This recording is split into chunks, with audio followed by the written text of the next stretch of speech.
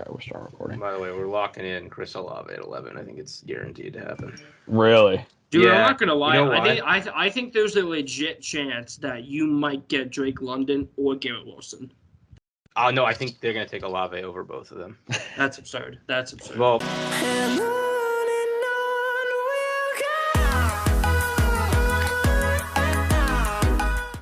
Welcome to another episode of Boom or Bust, the draft show. Max Chadwick alongside Nik, Merriam, and Donny Clemons. So we're getting to another position in our top 10 positional rankings, and it is probably the best position in this draft. By far. Top 10 edge defenders, which is weird because last year was, I would say, one of the worst edge classes that I can remember, and this year is one of the best edge classes that I can remember. A lot of these guys are going to be going in the first round. But before we start the video, please like and subscribe to the channel.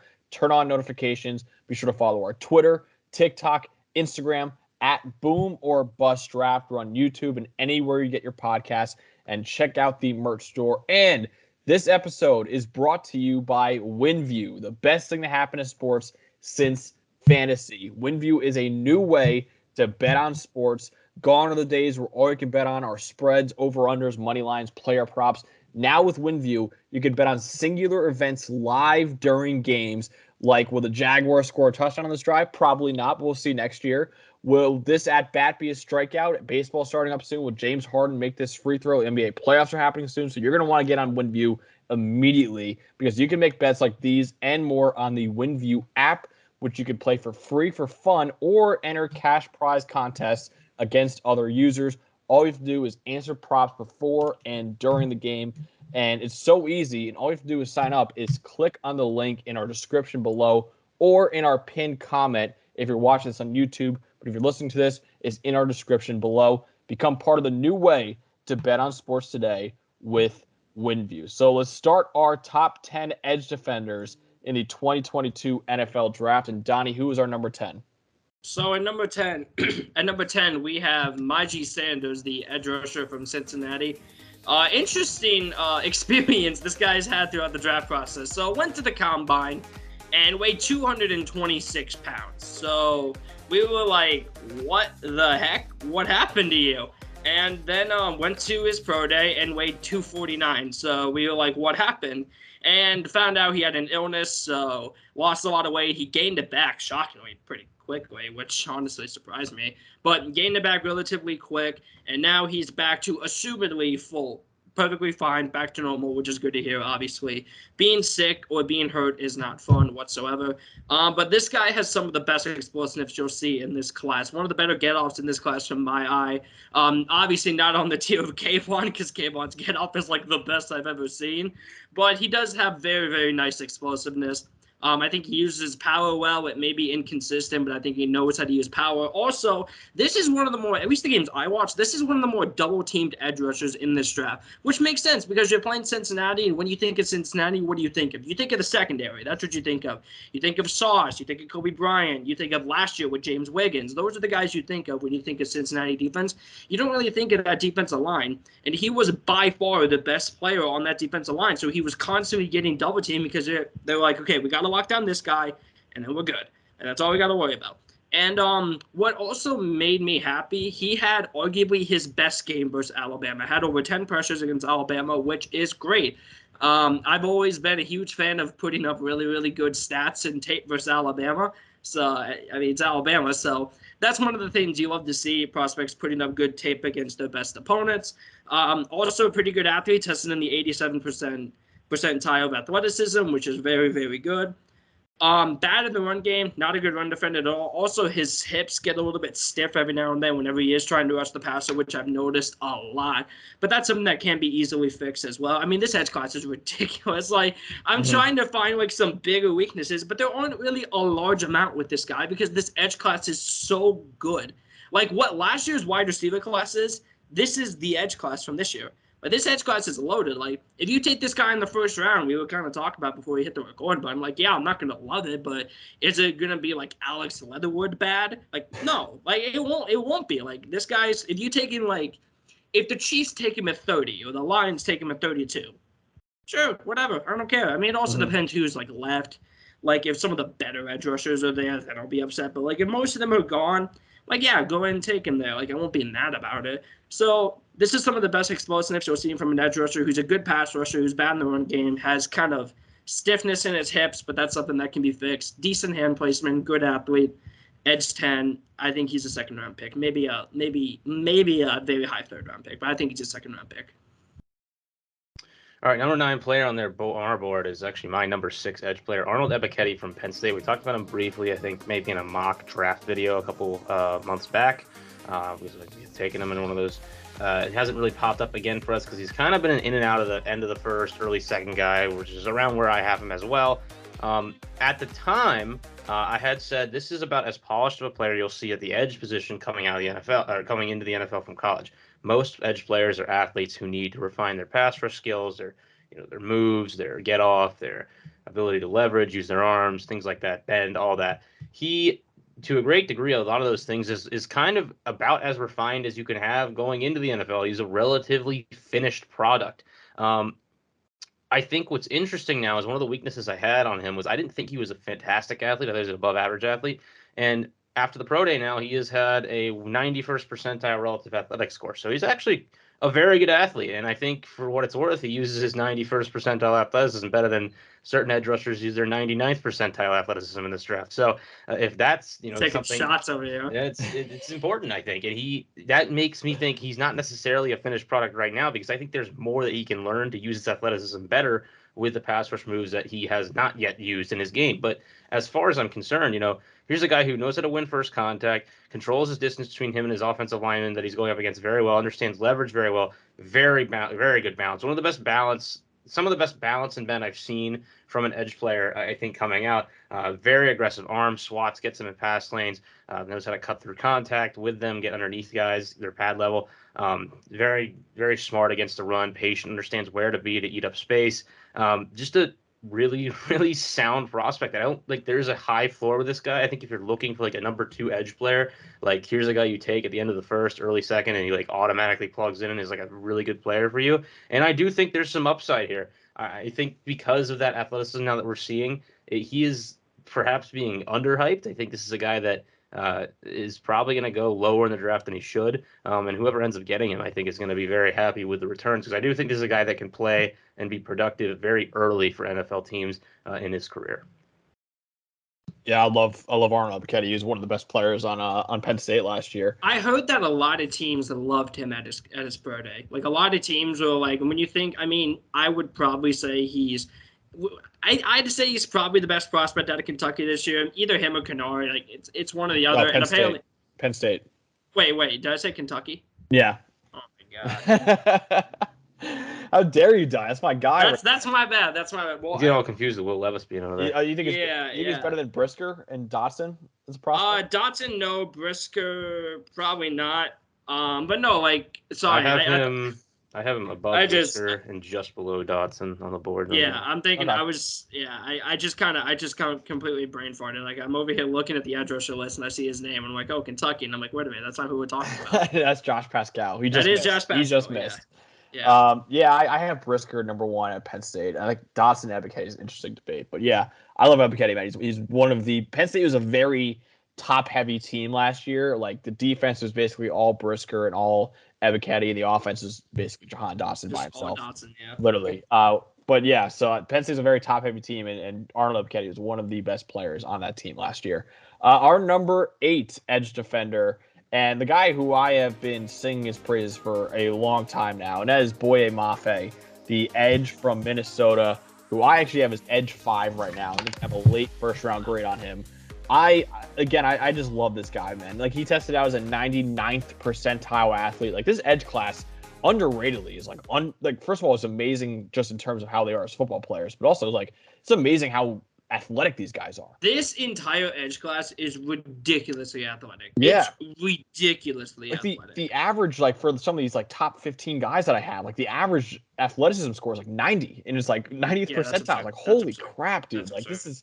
This is absurd. Like even like the worst athletic guys. Sorry for interrupting just real quick. Every single person on this list that we are discussing, except for Myjai Sanders, tested as higher than 90%. Yeah, every single one of them. And Myjai Sanders tested as an 87. And Kingsley, and out of all like my top guys, Kingsley and Agbari, who had a 62nd percentile score, like that is by far the worst. That's still above average. It's like that's absurd.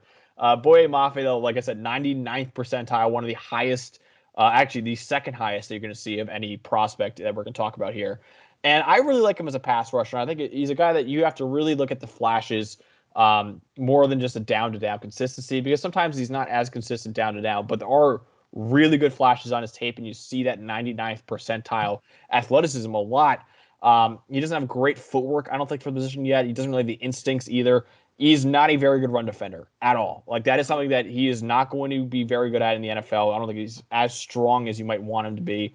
But, again, this guy ran a 4.53 in the 40, 1.56 in the 10-yard split. He also had, like, a really, really great jumps, too. Like, Boye Mafe is an elite athlete, and you're banking on that athleticism. And also, I think his tape as a pass rusher was really good and pretty actually consistent. It's just the run defense that I have a big issue with. But if you're banking on guys with really good athleticism, he was also arguably the best edge defender at the Senior Bowl. Like him or Jermaine Johnson have an argument there, because I think Boye Mafe was sneakily dominant in Mobile. So he was amazing at the Senior Bowl. He's a really good pass rusher, amazing athlete, like I said before. It's really just the run defense that I don't like right now. And that's why I have him as a late first-round grade, just because I think you're betting on the tools with Boye Mafe. I still think he can get a lot better, but also like there's still a good baseline that he's at right now. I do like Boye Mafe. I'm not as high as Max is per se, but I've definitely, ever since I gave him another watch and I rewatched the Senior Bowl, I'm definitely higher on him than I was, because before I thought he was like a day 3 pick. Like I was the biggest fan of him. Now it's like if you take him in the first round, I'm like, yeah, sure. It's kind of like just late first round, if that's okay. Up next on our list, the guy that Max just mentioned, we were talking about dominating the Senior Bowl, and he mentioned his name as well, Jermaine Johnson, the edge rusher from Florida State. Nick is the highest man on this guy by a lot. Has him edge 4. Like, I like Jermaine Johnson. I have him as edge 8. And that's just, and once again, I'm going to bring it up. That just shows how ridiculously good this edge class is. Like, I have this guy edge 8. Last year, edge 4. Probably edge 4. Yeah. Maybe edge 5. Somewhere around there. Like, worse than Jalen, worse than Aziz, worse than Quiddy. I put him edge 4. Mm-hmm. That's what I would say. Like, that's just, I think I would have had him edge 2 last year. Wow. Yeah. I was not high on Jalen, though. Still really aren't. I'm not that high on Jalen. And Aziz I had like a similar grade on. Quiddy I was number 1 with, so that would be. Yeah, fair. I mean, Aziz, it was also the injury stuff, and that's why I fell in the second round. But no, Jermaine, and not like this guy. Jermaine Johnson is going to be taken in the first round. Do you guys remember when this guy was getting like, oh my gosh, he's going to be a top 10 pick? And he might still be. I think he might be top 10 dude, I don't know. I think that was a smokescreen by the media. I don't believe in it yet. Yeah, so it seems like a Seattle guy. It was, it might be that is. Listen, if Seattle wants to take him as a Cardinals fan, go on ahead. I'm not against it. We're probably going to take Jordan Davis anyway if he falls to us. But no, I do like Jermaine Johnson a lot. Worse pass rusher than Boye Mafe, but a much better run defender, which, pass rushing is definitely more important than run defending. But also, I would argue, I don't know about higher ceiling, but just as high of a ceiling as Boye Mafe. I think they're really close. I think they're similar prospects, except that Boye Mafe is better at pass rushing and Jermaine Johnson is better in the run game, which is why I prefer Boye Mafe a little bit, but literally they're like right next to each other on my board. They're like 2 spots apart, so they're basically the same person pretty much, except kind of polar opposites with their skill set. Also, very good athlete as well. Tested in the 97th percentile, I believe, somewhere around there. Yep. In the high 90s. I mean, just like we've been saying, this edge class is stupidly athletic. So I do like Jermaine Johnson. He is my edge 8, and he does come on edge 7 on this list. All right, edge number 6 for us is David Ojabo from Michigan, falling after the very unfortunate Achilles tear. Did you guys see that video of the scouts who just kind of like walked over him, just kind of looked and just shrugged his shoulders? Yeah. Like, listen, I get your job is like to be a scout, and you're not supposed to like just like show. I don't know about show care, but like, you know, you're just supposed to do your job. But like, come on, man. You could have at least like just been like, hey. Look. Yeah, I think people overreacted to it a little bit, but it was. I agree. It was a tough look for a lot of people. Yeah. Yeah, just poor Ojabo, man. I think the lack of reaction was kind of tough. It's like you would think somebody would be like, "Oh." Yeah, they didn't even look at him. Yeah, the kind of the this is is concerning to me. Yeah. Anyways, yes, very difficult injury for a player who is a freaky athlete. We won't really see his full testing because of unless he did test before. No, that he injury. did. He's 94th percentile. Okay, so freaky athlete, new to football relatively, really new to football, and a guy that still has produced very highly in Michigan despite that. And many thought could be potentially a top 10 pick even this year because of that. That's no longer going to happen. I had him as a top 20 player, probably would have been my edge 4 instead of Jermaine Johnson in this video if he was not hurt. But instead, he's going to fall to edge 7 for me, and he's kind of still a top 50 player, but some kind of a guy that I'm looking at sort of in the middle of the second round because he's probably going to miss a good portion of this NFL season. He's going to be a new spot. He's going to be learning. And I think it's tough when you're a learning player, a guy who needs to to develop, and now you've got to focus a lot of your time while you transition to the NFL on this injury. It could really, I think, harm his production or his development curve, and it's very upsetting. It kind of sucks. It makes you wish that like he could go back to college again because it's just it is an extremely difficult spot to be in right now because he's kind of stuck having to go into the NFL. You're not going to be playing though, and it's just whatever connection he's going to have to this team that ends up drafting him. Whatever system he's going to have to learn and be a part of, his focus is not going to get to be 100% in on it. So year 1 he's probably not going to be ready. Year 2 he's probably going to be really his rookie season, and if he's not great year 2, you're a first round pick. You know how people are. Like if he's not great year 2, people are going to say that this guy is a bust. So this is the type of dude that you're looking at year 3, hoping he's going to be something, and you're hoping that he makes it to year 3 because. Quite frankly, the league is just getting tougher and tougher on these prospects to produce earlier and earlier. It's a really unfortunate circumstance, and the toughest part about it is it's the type of thing that you just really can't do anything about. Quite frankly, the guy slipped while he was doing a non-contact workout. And I've made myself clear on the show that I'm not a fan of artificial turf, and I think it's really bad. But at some point like that isn't the whole reason these things happen. It's unfortunate. I don't know. It's tough, and I don't like having to scout and say this guy's going to fall, to pick 50 because of it, and then even from there he's going to be a tough spot. But it's the truth, and it's one of the quite frankly, one of the more depressing situations I've seen from any prospect we've scouted. Yeah. Also, real quick, and something I found out through background research: high school teammates with ODFOA. Oh, ODFOA? Yeah. Yes, high school teammates with him, and I just want to say this real quick. Let's just take a moment in silence for all those offensive linemen that had to go up against. Yeah, that is a tough. Those are tough scene. Also, players, dude. Also, wasn't born in the United States. Moved to the United States in high school. Has been playing football for like 4 years. Yeah, literally has been playing football for 4 years, and he was viewed. And maybe that gives him a little more leeway than most because of that understanding. But I don't know. And the NFL can be. The NFL is on these kids. It's brutal.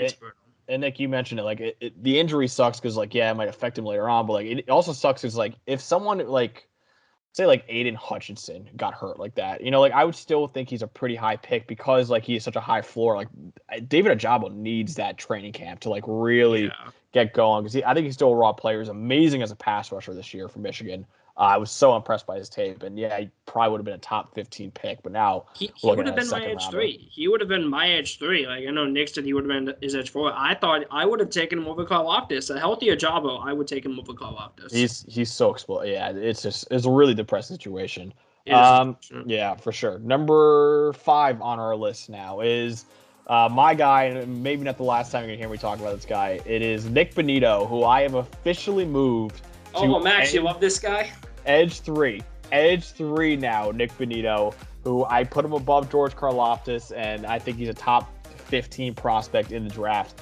I am on an island, like literally, I don't think there's a single person out there who has Nik Bonitto even close to like first round. Like there are people who have him like top 75, top 80, whatever. I have him at 30. Yeah, well, you guys are like the only ones. Like I really think you're some of the only ones. Well, Nick has lower. Yeah, Nick is lower. Like, I have him like edge 50. 5 or 6 or something. Like him and Ojabo are right next to each other. I might put Bonitto above Ojabo though. Maybe I don't know. I could be low on him. I don't know. I think he's very good. I don't know. There's a lot. I have questions about his Sam, and that's it though.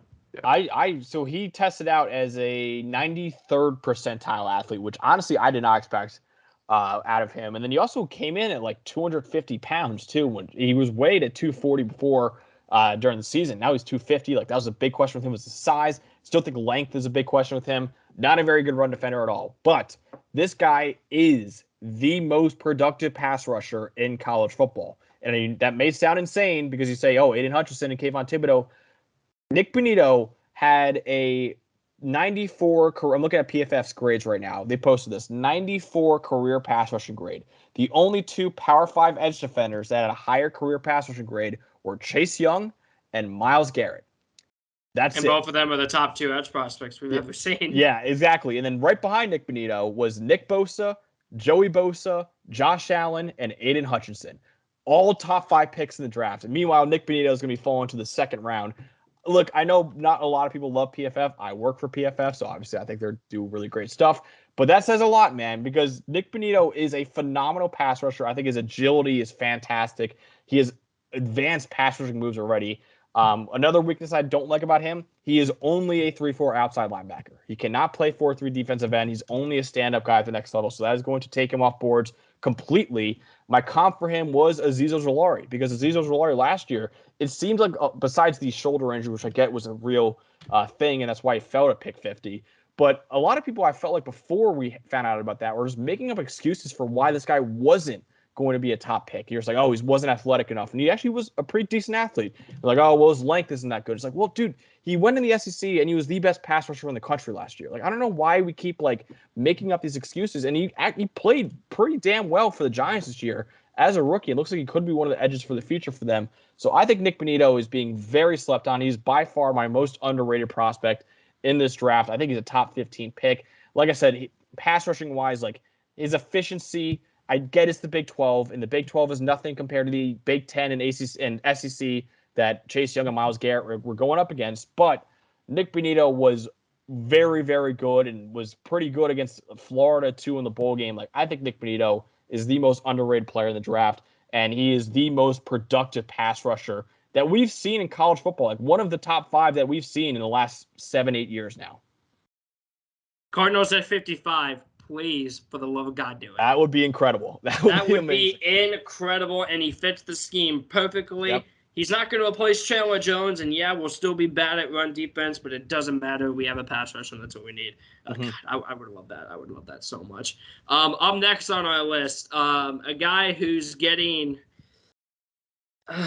he's getting a large amount of hype right now. That's Travon Walker, the edge rusher from Georgia. He's the favorite to go number 2 right now. He's now the favorite to go number 2 overall. Which I don't know if this show can swing markets, but us being sourced, I think, kind of know that's. Yeah, I don't know if that's gonna happen. It's not gonna happen. Yeah. we have an inside, an unnamed inside. They know, but we're not. I will say though, I asked him, I was like, "Hey, is this like actually real?" He's like, I honestly have no idea how they feel about him. So maybe it is like real, but yeah, he is. He's tied with Aidan Hutchinson, but Hutchinson is by far the favorite to go number 1. Hutchinson's gonna be the first pick, but. No, back to Walker though. So let's focus on the positives real quick before we get to the negatives. So let's be positive about this guy. What are the positives? He is the most athletic edge rusher we are talking about in this video. More athletic than Kayvon Thibodeaux, more athletic than Boye and Mafe, more athletic than Jermaine Johnson. He is the most athletic and versatile edge rusher in this class. He's 6'5", 270, and can play in coverage. Not very well, but he can still play in coverage, which is really, really important because I love versatility. Everybody loves versatility. Versatility is kind of, I'm not going to say changing the game of the NFL, but it's becoming more important as the years go on. Most of the top prospects are just these unbelievable, versatile players. Like a good example is Kyle Pitts. We've never seen a Kyle Pitts before. We've never seen a guy who's this versatile. And I'm not going to say we've never seen a guy like Travon Walker. it's hard to find those types of guys. It really is. It's hard to find people who are that big, that athletic, that versatile, can play all alongside that defensive line, and have the ceiling of a superstar. Yeah. That's the only positives, though. What are the negatives? His technique is awful. He probably has the lowest floor of any prospect we are talking about in this video. He wasn't that good at Georgia. He was clearly worse than some of the other defensive linemen and defensive players on that team at Georgia. He's not that great as a run defender. Like I said, his coverage isn't great. He can do it, still not that good. Like, he's big, he's athletic, he has bad tape, horrible tape. I would say probably the worst tape out of any player in this video. Mm-hmm. So what is he? Max said this earlier, and I liked it. He's Rashawn Gary. Literally, he is Rashawn Gary. He's big, he's athletic, he had bad tape at Michigan, just like Travon Walker had bad tape at Georgia. Mm-hmm. And except the thing about Travon Walker is that he was surrounded by unreal talent. This guy had Devontae Wyatt. He had Jordan Davis. He had Adam Anderson. He had Nakobe Dean. He had Lewis Seen. He had so many players surrounding him that made him look so much better. And he was just clearly worse than the majority of them, I would say. Like, yeah, he has an unreal ceiling, and it's rare to find this guy with this type of athleticism. But to say this guy should go over Kayvon and George Karlaftis and even Hutchinson. Some people are trying to make the case that this guy should go over Hutchinson, which is a joke. Hutchinson was second place for the Heisman Trophy. Yeah. Hutchinson's one game versus Ohio State was more impressive than any game that Travon Walker has played in his life of playing football. And I can promise that. Hutchinson broke the record for pressures in a game versus Ohio State. He had 15 pressures and 3.5 sacks. Travon Walker has absolutely zero case to be better than Hutchinson. And I would argue, yes, his floor is higher, but is it by that much? Not really. Like Hutchinson, not floor, it's ceiling, sorry. Travon Walker's ceiling is higher, but it's not by a lot. People have been underrating Hutchinson's ceiling, and don't know why, but this is what you're looking at with Travon Walker. He's big, he's huge, he's athletic, terrible tape, terrible run defender, terrible in coverage. Like, it's just, that's the truth. Like, there's a lot of questions with this guy. And yes, Rashawn Gary worked. Rashawn Gary, I would say, top 8 edge in the league. He was fantastic last year. He was unreal. He was all by himself. Sedarius Smith was gone, and Preston Smith is just, he's good, but he's not great. He had a good year. I'll give him. He had a good year.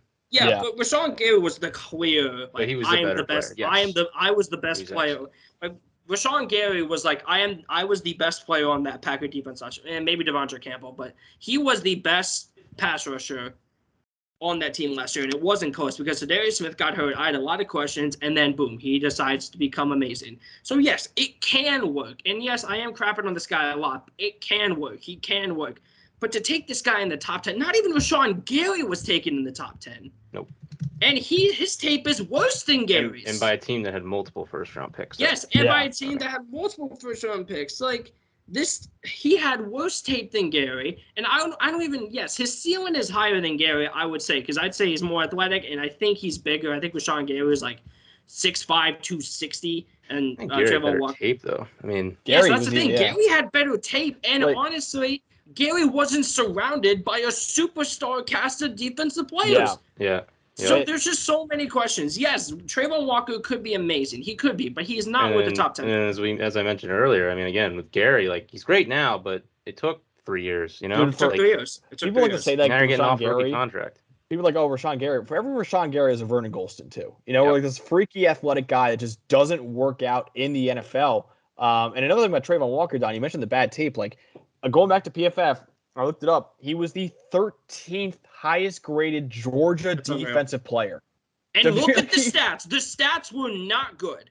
No. Listen, they were fine. They were not top 10 picks. To defend Travon Walker a little bit, though, the argument that I can get around is saying he was misused as Georgia because they did play the role that he had was kind of this run first defensive end inside the tackles where he never really could show off what he could do maybe as a pass rusher. Now, has he shown anything yet to warrant being a top 2 pick? No. But you can make the argument that one, you look at relative athletic score, which we love Kentley Platt doing, his comp for just based purely off athleticism, his comp is Myles Garrett. Like, that was the comp that you came up with for Travon Walker. Obviously, Garrett was way better at A&M than Travon Walker's ever been. Yeah. And also, so you can make the athleticism argument, how he's got a highest ceiling that we've almost ever seen at the edge position. And you can make the argument that Georgia didn't utilize him properly. So who knows what happens in the NFL. But, like, dude, I'm with you, Donnie. Like, his tape just – it's such a biggest boomer bust prospect in this. Full credits, but real quick, there's something I want to say, and my friend Sam told me this quote, and I'll never forget it. Now, this applies with this guy, like we said, yes, Rashawn Gary worked, but the odds of it doing it again is very unlikely. And my friend Sam told me this quote, and I'll never forget it. With every Josh Allen comes 3 EJ Manuels. Yeah. And that's what you're looking at with Travon Walker. Yes, it can work, but I would give it a lower chance, and that's not what the top 10. I don't get why Thibodeaux is just not above this guy. You know, like I just off field. I guess off. Well, and something I heard the other day from Joel Klatt, who he's all right. You know, he's okay. I don't mind. I don't dislike Joel Klatt. Yeah, so, he's fine. But he has some good takes. He said that the production was similar because Kayvon had 7 sacks last year and Travon Walker had 6, which is like completely ignoring the fact that Kayvon was injured last year, missed a bunch of games, and also he missed like 3 had games. like 13.5 sacks the year before and like not many games, you know, like yeah. When Travon Walker had like none. So, you know, and then also we're measuring on sacks. There's a whole lot of like pressures are more important than sacks. Pressures way more important. If you don't mind, I have something else here for Walker. I don't want to completely go off the rails with this, but something I've noticed is with some of these freaky edge players that we've had drafted who have had not the best tape, but they're flashes and it's just athleticism like Boye and Montez Sweat. And Boye obviously hit the ground running, and Sweat, you know, year 1 was flashy, and then year 2 he popped off and he was doing well and he was good this year too. They're like prototypical edge players. Like they could play with their hand in the dirt, they could play standing up. They are edge players. Walker is kind of, and you know, I know I'm not a big like tweener, like is bad type guy. But I do think there are some issues with defensive linemen if they're going to play like some interior and some edge and how you fit them into your defense. I think there are certain schemes like Baltimore does a good job. The Giants run like a 3-3-5. It's a team that could select him and run him in like the Leonard Williams role where he's playing some edge and some interior and it works. But for the guys who are athletic, who have made that kind of hybrid role work, like I think about Gary, who plays in the 3-4 for the Packers. I think about J.J. Watt, who was always in a hybrid scheme with Houston and is now, unless they change their defense this year, a hybrid scheme now with Arizona. You know, you have to be in that specific scheme. And if you're not, like, I don't think this is a guy who's going to play 4-3 edge all game. And I don't think he's going to play 4-3 interior all game. And I don't think, unless you're the Bills, who have drafted like 7 guys who all play every position, it doesn't work. You can't just have a guy, because if you take Travon Walker and put him right into the Lions defense right now and say, all right, we're going to rotate him inside. So who are you kicking to the outside now? Are you putting Levi Onwuzurike as your edge player? Like that's not a thing. So like I think it's less of a plus than I think people are giving it credit for, and it hasn't worked as often as people think. And it makes him a weird prospect, in my opinion, because yes, he's a freaky player. Yes, he could be a freaky edge player. But I think the athleticism he has doesn't necessarily translate to this bendy, you know, lengthy, like, you know, throw out a bunch of pass rush moves, shows quickness. You know, he is more like an interior player, but he's not big enough to play on the interior. And it's, you know, I think like Ed Oliver is kind of like a guy who was kind of like that. We wanted to see him play 3-tech because they were playing at nose at Houston. And Ed Oliver's been like fine. Like, you know, he could have been a lot better. Like, it's not great right now. And he's the one guy in that Buffalo defense who doesn't play multiple positions. And I think it's kind of hurt him because other guys are and they're playing better. Yeah, exactly. Yeah. Again, it's just Travon Walker. Yeah, you mentioned Nick. I think you brought the bend pretty well. Like, just the hand usage is not great. Like, everything. The only thing I love from his tape is like the explosiveness and the power that he has. And like, other than that, like, I don't know, man. So yeah, high ceiling with Travon Walker, but man, I don't get the top 10 hype. I don't get the top 5 hype. Like, it's ridiculous. And for my money, I honestly think if you're going to reach on a defensive lineman, I honestly at this point like Jordan Davis more than Walker, because I think his floor is higher. I think his floor is higher because I think you at least get a run defender. I think there's a scenario where Travon Walker is just a do nothing player at the next level. But edge rushers are more important than D tackles. I agree. Yeah, but what if Walker can't play edge in your scheme? Yeah, that's fair. That's fair. But I mean, we'll just see what happens at the draft. It depends where these guys get drafted. Like, I think I don't know what Houston's. I don't know Devontae Wyatt than him.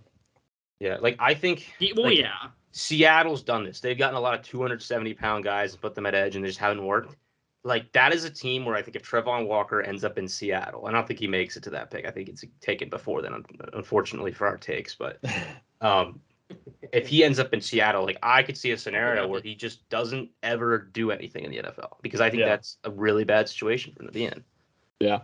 So yeah, back to back videos where we spent like 2,000 hours talking about Georgia. that might have been pushed the Jordan Davis one a little bit. Yeah, well, this is the media landscape's doing this to us because Georgia was so much fun. You don't see these defensive teams anymore really in any level play like this. You don't see like an entire defense get drafted. We've seen entire offenses get drafted like LSU had, but like it's just different, and I think it creates buzz, and then now we're just, people are overreacting to the combine. And we're not even hyping up the right guys either. Like Nakobe Dean and Devontae White and Lewis Cine. And Devontae White are the guys that... Those were the best. Like Lewis Cine too. Like those are the guys we should be hyping up right now. Instead, we're forcing Jordan Davis. We're forcing Travon Walker. It's like, why are we doing this? Like there are other guys that we can be talking about here that we don't need to, like, I don't know, man. It's tough. Pretty soon, Deron Kendrick first. And I think this is a really good transition into our Edge 3, which is George Karlaftis, because I think this is similarly a guy who, tested good, not fantastic. I need to pull up his numbers here really quick. 92nd. 80 now he's at the 92nd. I had 87. I guess he must have tested again in his pro day. But good, right? Like, no issues with those numbers, but they're lesser than maybe people were looking for from him. And again, this is a guy who's bigger and could be a tweener. I think he's more ready to play hand in the ground edge or stand up edge at the next level than Travon Walker is for certain, because you see him play that position at Purdue. He was already in the in the spot that translates more to the NFL. Hasn't really changed. Like hasn't been more film on George Karlaftis. He just kind of he goes to Purdue. He's like an international prospect, people, I don't know, there's like definitely some we could talk about the NBA and like how people are with that. It's probably the same thing with the NFL. This guy is just kind of being swept under the rug, and he didn't test out as a 99th percentile athlete, and all of a sudden this guy, everyone has a top 10 player, is now not even like a first round player for a lot of people. And I don't really know what happened to the fact that he doesn't wear cool glasses and be cool at interviews. And actually he's a very cool guy. Like I thought his interview was great when he was interviewed by one of Max's colleagues at PFF. It doesn't make sense to me. He's a guy that I was lower on at the beginning of the draft. I was like, this guy's like a number 16 player. I don't know if he's a top 10 guy. I think he's really solid. I don't know if I see the ceiling. And I still have him as number 16 player because I try to cancel out all the stupid noise that's making people drop him. And now I'm like higher on him than everyone else because I don't get swayed by all this stupid words I can't say on the show because it really it's silly. Like it's really silly. Like I don't understand it. Here's this guy. I mean, let's recap what he's really good at. My comp for him was Trey Hendrickson. I don't think his bend is great, but he's a super good at converting his speed into power. Long, athletic, strong upper body, explosive. He looked like, we called him like a small forward NBA player. He looks like that on the football field. He lacks pass rush tools, needs development, but I think we grow a lot of comparisons between him and Kayvon in the video we made as like he's a bigger Kayvon with less production, who played at a worse school too and still made it work. Like this is a Purdue guy that was popping this year.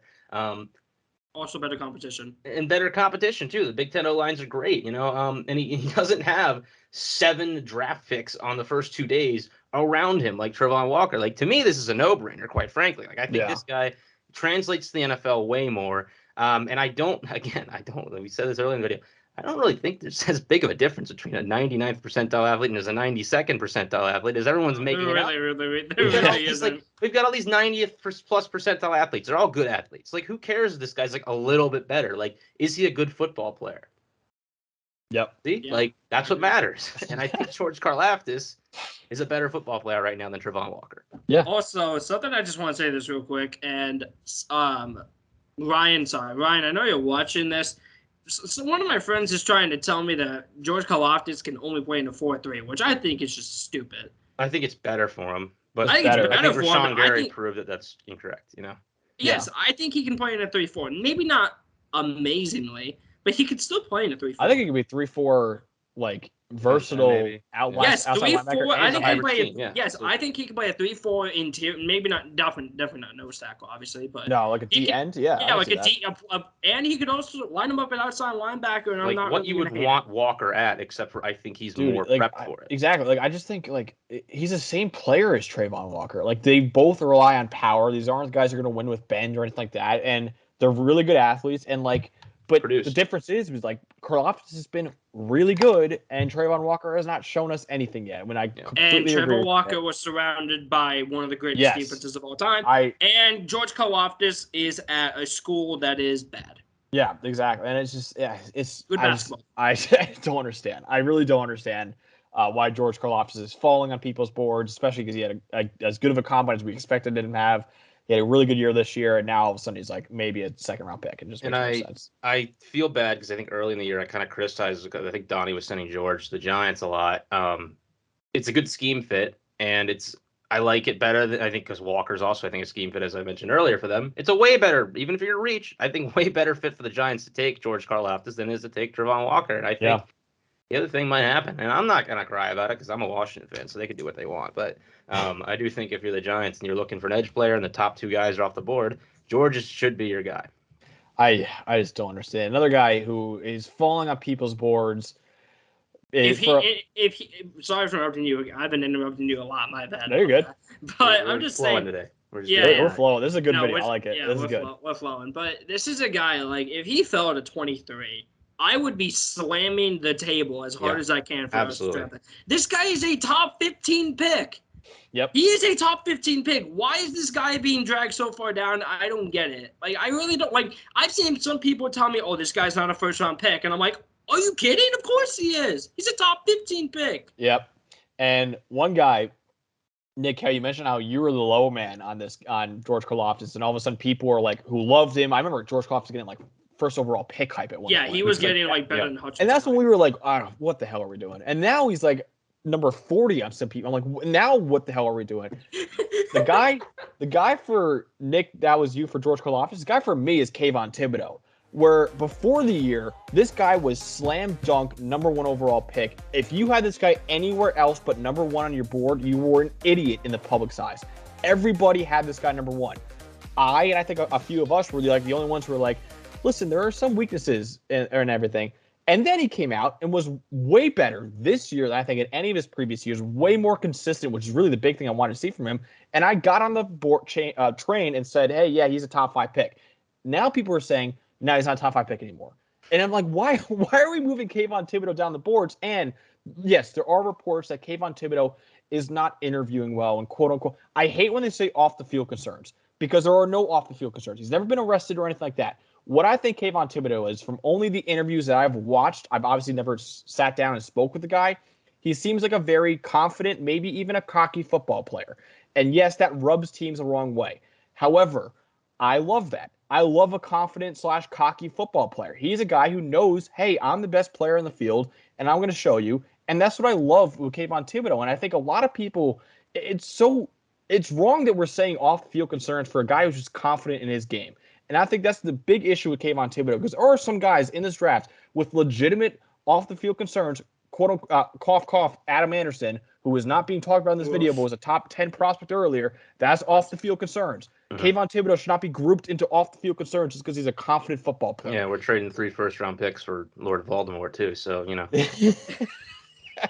Exactly. Like I just like there's enough off-the-field concerns in the NFL that we don't need to force them for other guys like Kayvon Thibodeaux. Who've done nothing, you know. Who've done nothing. No, he's done nothing. And the thing is, like, he can be confident. He's always been the guy. Yeah. He was the number 2 overall prospect in high school. He's a 5-star recruit. He's always been the guy, and he's always produced like the guy. He can be the guy. Not even like the interviews that I saw at the combine, like he seemed like very intelligent too. Like he was talking about how his pass rushing is like you have to play a chess game with the offensive tackle and all that. And I'm like, this is what I love, but he wore sunglasses inside. He wore sunglasses inside, so now he's not a top 5 pick anymore. I wore sunglasses inside a lot in college. Okay, I look like probably a jerk too. Kayvon Thibodeaux is a top 5 pick. What I love about Kayvon Thibodeaux. That's actually why Max wasn't a top 5 pick. I wore backwards hats. I guess I was just a jerk. I think Kayvon Thibodeaux, I don't know about you guys, he is one of the best get-offs that I've ever seen for an edge. He has the best get-off I've ever seen. It Really? is Okay. the best get. I'm trying to think. Chase Young. Chase Young is the only one, but I think Thibodeaux's is better. I think it's slightly better. Like Thibodeaux, and that's the reason why it's just his get off is so good that even he just doesn't need to rely on technique, just like Chase Young doesn't need to. Like, he's going to be fine. Like, his get off is so good that he's going to be able to get past around every offensive lineman he goes up against. Yeah, that's a good transition, Donnie, because I think that is the big issue that I have with Kayvon Thibodeaux is that he relies on his athleticism and really his athleticism only. We mentioned that in our scouting report video, which you can check out. Obviously, we have a George Karlaftis one too. He just really has no pass rushing time right now. Like, this guy is either going to beat you off his explosiveness. He has pretty good power. He converts speed to power really well. He's either going to beat you off his athleticism or he's not beating you at all. And that's the real issue I have with Kayvon Thibodeaux. But he has such a high ceiling because of that athleticism, and he's played well. Like, Travon Walker has his high ceiling, and he's got an amazingly high ceiling. Kayvon Thibodeaux has a similar ceiling, I would say, and he's played well. Like, we've seen him work before. Yeah. And that, like, the Travon Walker floor scares me because it's like we haven't seen him play well yet. Kayvon Thibodeaux has played well, which makes me excited that he's not a developed player yet, because when he gets developed, we already saw him play at a pretty high floor, even without being developed. What can he be when he's finally developed? That's what I love about Kayvon Thibodeaux. I think he's very good bend, too. I love his bend. I think he's a really good run defender as well. I love Kayvon Thibodeaux's bend, his explosiveness, everything. The character concerns are such BS. I don't understand it at all. He's just a confident football player, in my opinion. Jadeveon Clowney was my comp for him because Clowney, coming out of South Carolina, was a number 1 overall pick. Very underdeveloped but crazy athletic pass rusher. And he's been a solid player in the NFL, like a good player even. Has he been a superstar? No. But I think Clowney is kind of like the floor that you see with Kayvon Thibodeaux. And the ceiling for Kayvon Thibodeaux is like, I don't know, Myles Garrett's been thrown out there. Like, I don't think Myles Garrett. I'd say it's like right below Garrett. Like, not as a player, not as like this. There's the same player when I'm talking about ceiling. When I'm talking about production and how good they are. I mean, Nick Bosa. That's what I would say. Like a top 3 edge rusher in the league. Like, I don't think he's ever going to be better than Garrett, just because I think Garrett's just like more athletic and bigger. But like, that is what you're looking at. Like, and I'm not saying they're similar players because they're completely different players, but that's what you're looking at. You're looking at like type of impact Nick Bosa.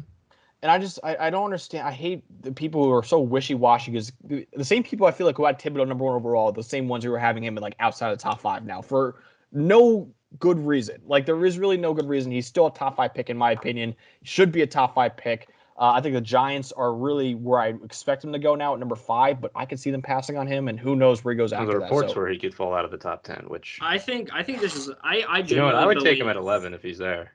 Let's just all sit here and hope that it really is the media that is hyping this up. Like, I think NFL teams are smart enough to realize Kayvon is better. I do think so. I hope so. I think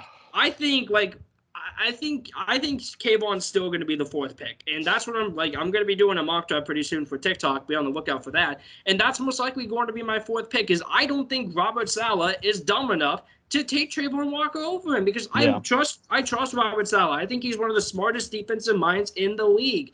And he wants a pass rusher. And I think he's going to get Kayvon Thibodeaux. And the one thing I want to say about this draft is that this draft has been so infuriating for me, because there are guys like Kayvon Thibodeaux, like Kyle Hamilton, who now all of a sudden might fall out of the top 10, and like Tyler Linderbaum, who might fall out of the top or first round. Maybe fall out of the first round. Those are guys that we know are really good, and yet we're forcing these guys that we don't know are good yet. We're forcing these guys at the top of the draft. This is a draft without, like, slam dunk players. Derek Stingley Jr. is another one. I get the injuries are a major concern with him, so I kind of get that, but not really.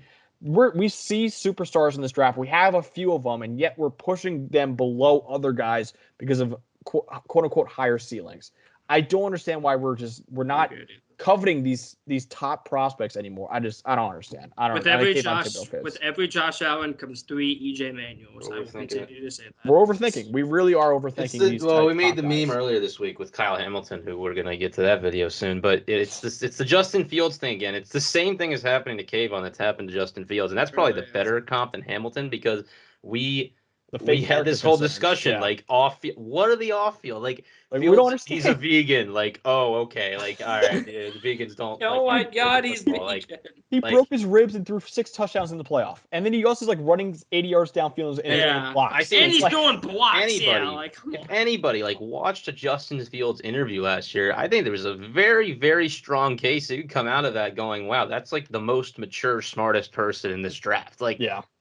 I don't know. Like, listen, it's like, ridiculous listen, to me. I had Confidence Zach- is shown in different ways, and And it rubs people the wrong way, which Yes. do you want your guy to like say, hey, can I please beat you to the offensive tackle? Like, no, Kayvon Thibodeaux is going to take everything he gets. I hate it. Yeah. I hate it. I hate the fake off the field. I hate fake off the field problems. I hate it. Well, I guess a good And transition now is. ignoring real off the field problems, which the NFL has been doing a lot lately. Yeah. We're ignoring the real ones, but yet we're making up fake ones for these guys. It's Yeah. BS. Welcome to the 2022 media. I guess a good transition is a guy who, thankfully, people have not been trying to push down the board, and I think at this point it's quite frankly impossible, kind of like how it was with Lawrence, and that's Aidan Hutchinson, the edge rusher from Michigan. He was the most productive edge rusher in college football last year. Okay, let me rephrase that. Will Anderson was the most productive. Hutchinson was the best edge rusher in college football last year. Will Anderson, yes, he had the better stats. You watch the tape. Watch the All-22, not the highlights. Watch the All-22. You can clearly tell Aidan Hutchinson was a better football player than Will Anderson Jr. And I don't want to hear a single person say Will Anderson was better unless you have pulled up the tape and you can tell me that confidently, because I cannot say that. Aidan Hutchinson was the best defensive player and probably the best player in college football last year. Had about 14 sacks last season, dominated Ohio State, like I said, broke the record for pressures in the game, and people are like, oh, he gets locked up by good opponents. Watch the Ohio State game. That's all you have to do. He took Nicholas Petit-Frere, who was at the time projected early first, late second. He's going to be a day 3 pick now because Hutchinson destroyed him. Petit-Frere is like a top 20 pick. Jackson Cookland was projected as the second best tackle some in the people was preseason. number one player. Yes, Yeah. some had Jackson Cookland as the best tackle in this upcoming draft. You know what Hutchinson did? Grab him, throw him to the bench, and say, "You're playing another year." He threw him back to school. That is what Hutchinson did. And Aidan, I just can't get over this. Like, that whole narrative is so stupid. Oh, the Georgia game though, Donnie. He stunk against Georgia. They didn't. Right? They didn't Okay, he stunk against Georgia, but to No, say he he doesn't. No, he didn't. He didn't stink against Georgia. That was the whole thing. Listen. When I say that, what I mean by that is, like, he didn't play, like, ideally compared to the rest of the people. That's what I'm trying to say. But it's not his fault. It really isn't his fault. And to say he plays bad against good competition, he destroyed Jackson Cookland. He destroyed Penn State. He destroyed Iowa in the Big Ten. He destroyed Iowa in the Big Ten championship. I watched every game, snap for snap.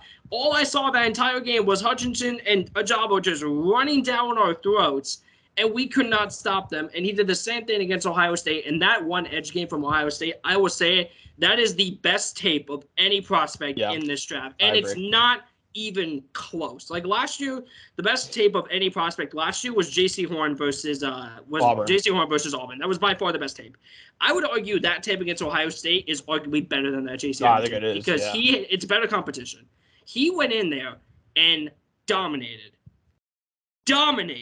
Ohio State. Absolutely dominated Ohio State. And because of that, he is the number 1 player in this draft and will be the number 1 overall pick, as he should be. We forget also, I think, that C.J. Stroud was like in the Heisman running, and Ohio State was like in the national championship running, and he wasn't a Heisman favorite. They were favored by 2 touchdowns in that game, I believe, and just a lot of things. And then a team who was putting up 40 every week was held to less than 30, and it was almost entirely because of the pass rush. Like, that was a game that was, yes, Michigan ran the ball well, but they won the game because of their pass rush. Something that happens more at the college level, but is not super.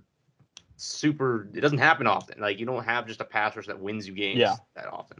And all right, so we keep making fun of the Georgia. I realize now that I've only posted this on TikTok. We never actually explained it on the video, so we keep saying how the Georgia myth is bad.